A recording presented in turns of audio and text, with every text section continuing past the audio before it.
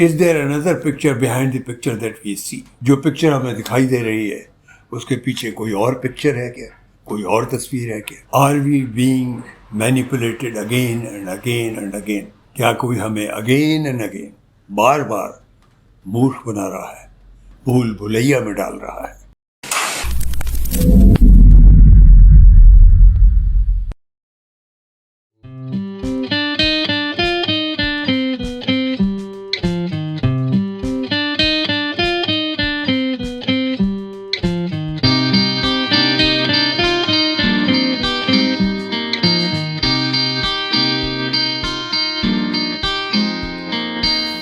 Hello, welcome.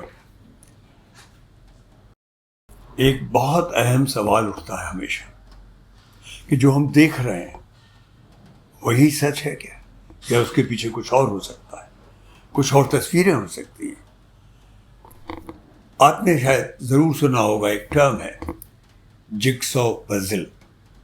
क्या होता है जिगसॉ पजल?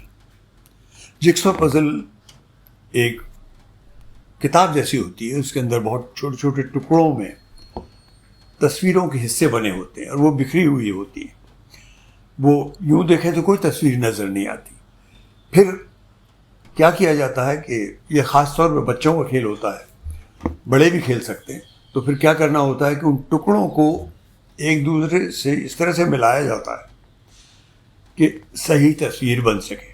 अलग अलग देखते हैं तो कुछ समझ नहीं आता, कोई तस्वीर सेंस नहीं निकालती। लेकिन अगर ट्रायल एंड एरर से या एक्सपीरियंस से जब उन्हें सही सही बिठाते हैं उस किताब के अंदर या उस बक्से के अंदर, तो एक तस्वीर, सही तस्वीर बनकर उभरने लगती है।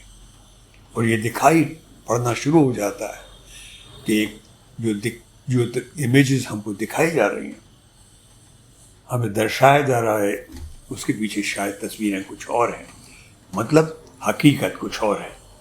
जैसा कि हमने अपने एक वो माचिस की तीली जलाने के साथ में हमने एक तरह से मेटाफोरिकली जाहिर भी किया है, इग्नाइट लाइट, कि हमें सही चीज़, सही राह, सही रोशनी मिल सके।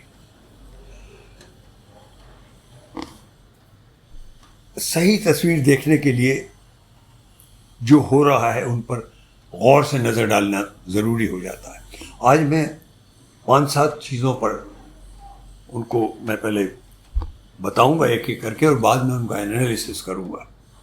पहले तो 2 इम्पॉर्टेंट आर्टिकल्स हैं, बहुत ही इम्पॉर्टेंट आर्टिकल्स हैं, जो पिछले संडे को, मतलब 14 नवंबर को छपे थे। एक संडे टाइम्स में छपा था और वो आर्टिकल था, उसका हेडिंग था dear Chetan, secular isn't bad, it's beautiful. ये आर्टिकल स्वामीनाथ एंकलेसरिया अय्यर ने छापा था, उनका लिखा हुआ था। स्वामीनाथन अय्यर एक बहुत ही सूझबूझ वाले, होशियार, एक्सपीरियंस्ड इकोनॉमिस्ट भी हैं और इकोनॉमिक आर्टिकल्स लिखते हैं, और उन्हें हमेशा ये माना जाता है कि वो प्रो इंडस्ट्री है। जो बड़ी इंडस्ट्री है, जो कैपिटलिज्म है, उसका समर्थक माना जाता है उन्हें। एक तरह से उन्हें, जो आजकल हमारा शासक वर्ग है, हमारे देश में जो शासन है जिनका, ये स्वामीनाथन अय्यर साहब को उसका समर्थक माना जाता है। उनके आर्टिकल्स में कहीं ना कहीं उसकी झलक आती है, उसके प्रति लोगों का ध्यान वो खींचते हैं।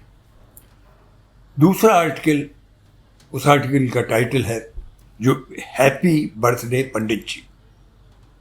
पंडित जी मीन्स मिस्टर जवाहरलाल नेहरू, हमारे पहले प्राइम मिनिस्टर। 14 नवंबर को पंडित जी का, मतलब जवाहरलाल नेहरू साहब का बर्थडे था। तो ये आर्टिकल हैप्पी बर्थडे पंडित जी लिखा गया था भाई तवलीन सिंह, और ये आर्टिकल संडे एक्सप्रेस में छपा था। तवलीन सिंह जानी मानी बहुत ही सीनियर जर्नलिस्ट हैं और कॉलमनिस्ट, और ये खुली बात रही है उनके बारे में कि वो हमारे जो वर्तमान प्रेजेंट में जो हमारे प्राइम मिनिस्टर हैं, उनकी बहुत बड़ी समर्थक रही हैं, बीजेपी की बहुत बड़ी समर्थक रही हैं। प्राइम मिनिस्टर की तो उन्होंने खुलकर तारीफ की है और उन्हें प्रोत्साहन दिया है, उनके हक में बोली है वो। पर धीरे धीरे पिछले कुछ महीनों से बात कुछ बदलती सी नज़र आ रही है और ये आर्टिकल तो बहुत ही इम्पोर्टेंट है, हैप्पी बर्थडे पंडित जी। इसका भी जिक्र मैं एनालिटिकली थोड़ी देर में करूँगा। तीसरी जो घटना बड़ी इम्पोर्टेंट हुई है, तीसरी जो तस्वीर बन के सामने आई थी, वो थी कंगना रनावत, जो कि बड़ी फेमस फिल्म स्टार हैं इंडिया की। उनका एक स्टेटमेंट जो कि उन्होंने, जब उन्हें पद्मश्री अवार्ड दिया गया कुछ दिन पहले, तो स्टेज पर एक डिस्कशन में, जो कि टाइम्स ग्रुप का हिस्सा है और ये एक टेलीविज़न चैनल है, तो टाइम्स नाउ की नविका कुमार ने उनसे सवाल पूछा था और उसके जवाब में उन्होंने कमेंट्स दिए थे। और क्या कमेंट था, जो कि बहुत ही विवादास्पद हो गया, बहुत ही कंट्रोवर्सी हो गई उसको लेकर और वो वायरल हो गया। और वो कमेंट था, हमें आज़ादी भीख में मिली थी। असली आज़ादी नहीं थी, वो भीख थी। उनके शब्द भी यही थे, वो आज़ादी नहीं थी, भीख थी। असली आज़ादी हमें 2014 में मिली है, मतलब मोदी साहब के आने के बाद मिली है। ये बहुत ही कंट्रोवर्शियल हो गया, जैसा कि मैंने बताया, और इसमें बहुत लोगों ने इसकी भर्त्सना की, इसे कंडेम किया। लेकिन एक बहुत मशहूर मराठी एक्टर, हिंदी के भी एक्टर हैं, हिंदी फिल्मों के भी, मैंने भी उनके साथ काम किया है, विक्रम गोखले साहब, उन्होंने इसका खुलकर समर्थन किया। एक और जो घटना हुई वो थी चाइनीज़ प्रेसिडेंट शी जिनपिंग। वो उनको लाइफ के लिए, आजीवन के लिए उनको मनोनीत कर दिया गया उनके पद पर। एक और जो घटना बड़ी इम्पोर्टेंट रही वो थी कि भारत सरकार ने एक ऑर्डिनेंस पास किया और उस ऑर्डिनेंस के तहत सीबीआई और enforcement director of enforcement branch, ये दो जो बहुत इम्पोर्टेंट इन्वेस्टिगेटिव संस्थाएं हैं भारत सरकार की, उनके डायरेक्टर्स को 5-5 साल तक के लिए एक्सटेंड कर देने की, उनके पद को एक्सटेंड कर देने के लिए उनको एक तरह से इजाज़त ले ली उन्होंने भारत सरकार के लिए कि वो चाहें तो 5 साल तक, चाहे वो 6 महीने के लिए, चाहे 1 साल के लिए, चाहे 2 साल के लिए करके उनका जो टेन्योर है उसको बढ़ा सकते हैं। और एक और जो बात थी बड़ी इम्पोर्टेंट, वो थी 4 धाम यात्रा के लिए बहुत चौड़ी सड़कें बनाने का प्रावधान। अब हल्का सा ध्यान में आपका हमारे पुराने एपिसोड, मतलब इससे पहले एपिसोड 4 फिंगर्स फार्मूला के 23rd एपिसोड की तरफ ले जाना चाहूँगा, जिसमें कुछ 3-4 चीज़ों की तरफ ध्यान आकर्षित किया गया था जो बड़ी सिंपल चीज़ें थी। और वो थी, एक था वो 3 एडवर्टाइजिंग वर्ल्ड से ताल्लुक़ रखने वाली चीज़ें थी कि किस तरह से एडवर्टाइजिंग जो बड़े सिंपल भावना के साथ लाए गए थे और उनके ऊपर बहुत बखेड़ा उठाया गया और उन्हें कैंसिल करवाया गया। इन सब ये तस्वीरें यूँ अलग अलग देखें तो सब अलग अलग हैं, पर अगर इन तस्वीरों, कुछ अलग अलग तस्वीरों को एक जिक्सॉ पजल की तरह संभाल करके एक दूसरे से जोड़ें तो ठीक ट्रायल एंड एरर के बाद शायद बड़ी तस्वीर सामने आने लगे, समझ में आने लगे। सारी तस्वीरों के पीछे एक कहानी लगती है और वो कहानी है किसी न किसी तरह से प्रेजेंट गवर्नमेंट को उसकी सारी प्रॉब्लम्स के प्रति जो उसके ऊपर आरोप लग रहे हैं उससे मुक्ति दिलाई जाए और इलेक्शन जीता जाए, उसकी ऐसी छवि बनाई जाए कि वो जो चाहे कर सकते हैं। जैसे सीबीआई और एनफोर्समेंट डायरेक्टरेट को, इनके डायरेक्टर्स को, दोनों डिपार्टमेंट्स के एक्सटेंशन क्यों दिया जाना चाहिए? ये सबको मालूम है कि ये बहुत ही विवादास्पद पद रहे हैं और इनमें सरकार का कोई दखल नहीं होना चाहिए। अपॉइंटमेंट के बाद they should be left alone independently. पर सब जानते हैं और खुली तौर पर जानते हैं कि किस तरह से अपोजिशन पर ये दो डिपार्टमेंट्स अटैक डालते रहे, बार बार रेड्स करते रहे, और जो बहुत बोलता है प्रेजेंट एडमिनिस्ट्रेशन के बारे में, उनके ऊपर एक तरह का अटैक होता है। एक और संस्था से अटैक होता है, वो भी सेंट्रल गवर्नमेंट की संस्था है, वो है इनकम टैक्स डायरेक्टरेट। वो भी अटैक करते रहते हैं, रेट्स डालते रहते हैं। तो इनको एक्सटेंशन देने का मतलब ये कि उनके सामने वो गाजा लटकाई जाए डायरेक्टर्स के सामने कि अगर तुम सरकार के हित में कुछ करते रहोगे और अपोजिशन को दबाते रहोगे तो आपको एक्सटेंशन मिलता रहेगा। और ये इसलिए ज़रूरी है ताकि अपोजिशन के जो बहुत ही एक्टिव लीडर्स हैं उनको दबा के रखा जा सके। और ये जो एक तरह से बहुत बड़ा मकसद जो दिख रहा है वो ये दिख रहा है कि कैसी छवि बनाई जाए हमारे जो सबसे बड़े लीडर हैं आज के आका, कि किसी ना किसी तरह से ये छवि बन जाए कि भारत अगर चल रहा है और भारत अगर चल सकेगा तो एक ही लीडर की वजह से चल सकेगा, और वो लीडर उस तबके का लीडर होता जा रहा है और मान लिया जाना चाहिए उनको जिस तबके के चाइनीज़ प्रेसिडेंट शी जिनपिंग साहब हैं।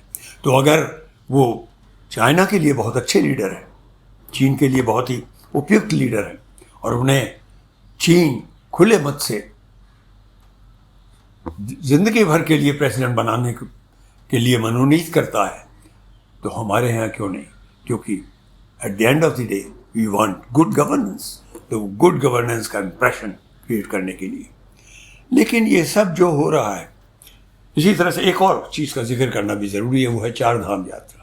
कि कहीं ना कहीं ये इंप्रेशन डाला जा रहा है कि धर्म, हिंदू धर्म और defence of India are synonymous, क्योंकि चार धाम यात्रा के लिए जो बड़ी चौड़ी बहुत सड़कें बनाने का प्रावधान हो रहा है, उसके पीछे चाहे उसमें नेचर, प्रकृति के साथ कितना ही बड़ा अत्याचार हो जाए जिसमें विरोध हो रहा है, तो उसके पीछे कहीं ना कहीं एक और बात कही जानी शुरू हो गई है कि हमको दरअसल ऐसे जो हमारी व्हीकल्स हैं जिन पर मिसाइल्स चढ़ाए जाते हैं, वो उनके लिए भी हमें सड़कें चाहिए बहुत चौड़ी, ताकि बहुत जल्दी से हमारे मिसाइल्स हमारे बॉर्डर्स पर पहुंच जाएं और हमारे दुश्मनों को हराने में हम कामयाब हो जाएं। मतलब जो चीज़ जिसकी परिकल्पना कोई नहीं कर रहा है इस तरह के अटैक की चारों तरफ, उसके लिए भी उसका बहाना, उसकी आड़ में कहीं ना कहीं हिंदू जाति को, मेजॉरिटी को एक तरह से प्रभावित करने के लिए ये पहल मानी जा रही है।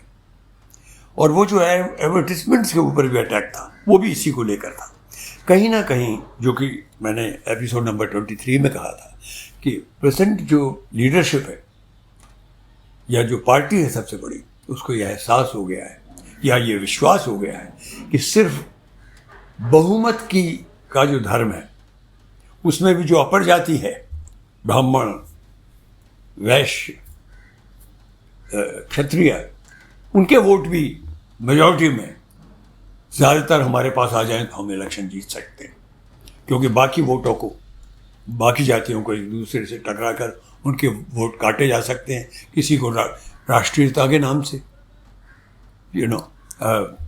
देश के नाम से बांटा जा सकता है, किसी को किसी और बहाने से बांटा जा सकता है।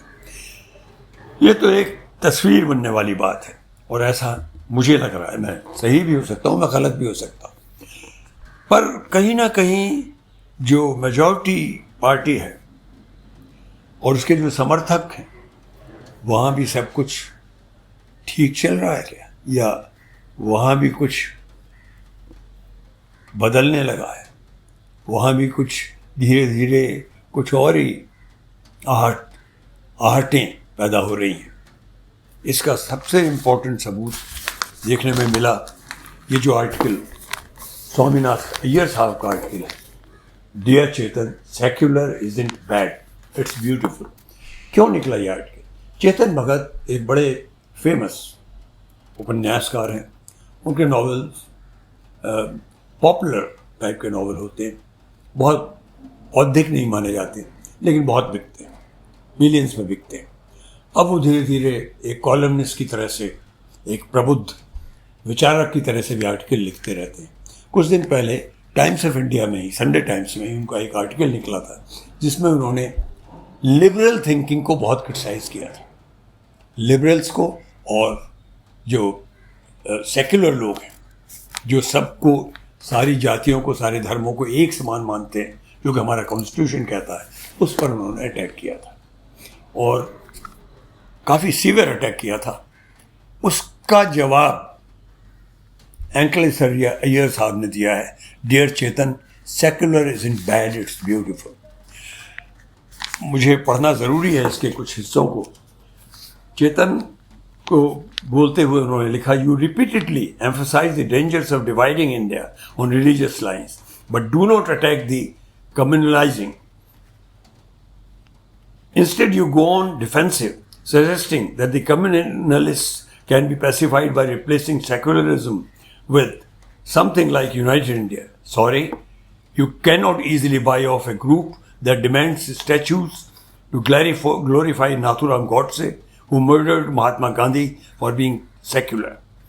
Godse hated the notion of secularism and would never have swallowed a verbal shift to United India, nor will the ideological heirs. Secularism inspired India's freedom fighters from Jawaharlal Nehru, Subhash Chandra Bose to Vallabhbhai Patel and C. Rajagopalachari. Bose called the Indian National Army the Azad Hind Fauj. Three words in Urdu, all the three words, and not Swadhinta Bharat Sena. For him, Hindu-Muslim unity epitomized independence, unlike Muslim hate mongers on Twitter. इतना खुल के article लिखा है। इसी तरह का article happy birthday पंडित जी Sunday express में तवलीन सिंह का निकला, जो हमेशा नेहरूवियन थॉट को क्रिटिसाइज करती रहे। उनका भी एक उदाहरण देना जरूरी है। India became free of colonial rule at a time when many other countries in Asia and Africa were shaking off the chains of colonialism. Most of them moved almost immediately from being enslaved by colonial masters to being enslaved by dictators and military men. India did not, and this was not an accident, but a conscious decision made by Nehru. And so much conscious decision made by Nehru not to let this happen. It was so popular, and he was so popular and so much taller than the political leadership of that time, that had he wanted to cancel the elections and become supreme leader, he could have done that easily. जो मैंने hint मारा, कहा कि शायद एक आज के supreme leader जो करना चाह रहे हैं वो नेहरू जी तब कर सकते थे, बड़ी आसानी से कर सकते थे, और ये बात तवलीन सिंह ने कही है। तो कहीं ना कहीं तस्वीर के पीछे बहुत तस्वीरें छिपी हैं। कुछ तस्वीरें जो दिखाई दे रही हैं वो बदलनी शुरू हो रही हैं। आज का एपिसोड इसी बात की तरफ रोशनी डालने के लिए था, to ignite light so that we get a better perspective. That's the idea of this show. एक बात कहनी और बहुत ज़रूरी है, जो भी वीडियो हम करते हैं या कोई भी करता है, उस पर कहीं ना कहीं ये उम्मीद रहती है कि आप उसके बारे में कैसी रिफ्लेक्शंस हैं उसका हमें पता चले। Therefore, I must urge upon you कि please put your comments on the video in the space below the video, and also if you have liked us, our channel, our programs, kindly subscribe to our channel. Thank you so much.